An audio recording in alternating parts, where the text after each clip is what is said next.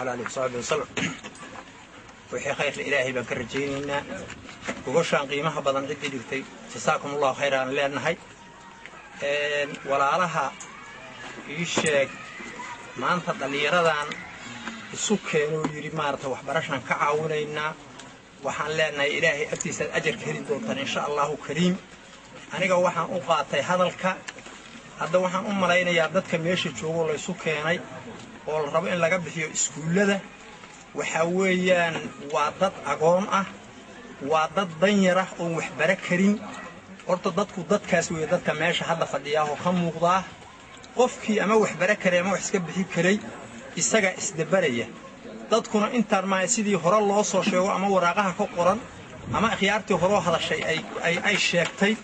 waxa weeye boqolkiiba intaas wax ka yar 10 wax ka yar weey wax iska bixi kara oo wax baran kara waxaan rabnaa idinku maadaama aad is abaabusheed idinkoo wadan qurba jooga ood garateen inaad dadka Soomaaliyeed wax ku tartaan dadkooda aan wax baran karin horta ilaahay way idinka siinayaa sheeg jaazo idinka siinaya way idinka amaan marin doona tan kalena waxa taariikh noqon doonta anuga wax la baraayo oo adinkood ayagoon idin aqoonin adinkuna aanan aqoonin aad wax barteen waxaan u malaynaynaa Soomaalida idinku waqtigiinu haddaad ka gudubtaan Soomaalida waxa weeye ay wax barashadaas ay markay gaaraan iyagu inay uga faa'iideeyaan qof kasta Soomaali isugu mid ah noqon doontaan insha Allah kariim waxaan rabnaa inaan idin sheegno adinku waxaad u baahan tihiin qurba joogtaan awlaadiinu waxay ku badbaaday rabtaan waana duco ummadda masaakiinta waxa badda dul saaran tahay inay idin soo duceysaa awlaadiinu ku badbaadaysaa naftiinuna way ku badbaadaysaa waxaan rabnaa maanta laga bilaabo ardadaas la isu keenay iyo qaarka kalood insha Allah la idin soo siyaadi doono soo dalbi doontaan ilaa ay wax barasho dhameeyaan heer jaamacadeeda idinkay idin sugayaan cid kale sugayaan ma jirto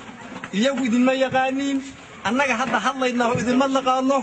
waalidiintu idin ma yaqaaniin cibaadadana waxa ugu fiican waxa weeye inaad sadaqadaada qariso inaad sadaqada aad la baxayso inaad qariso oo lagu ogaanin weey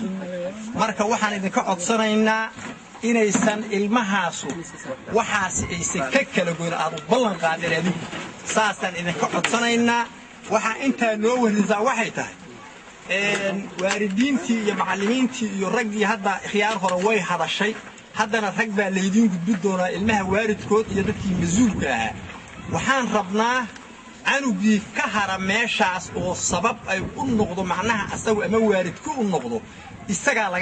waalidka laga xisaabtami doona guddiyaana la xisaabtami doona guddi ayaa la xisaabtami doona insha Allah kariim idinkana waxaan anigu hadalka u qaatay inay idin sugayaan dadkaas ay 6 bilood uga goyn sanad uga goyn dugsi hoose uga goyn dugsi dhexe uga goysa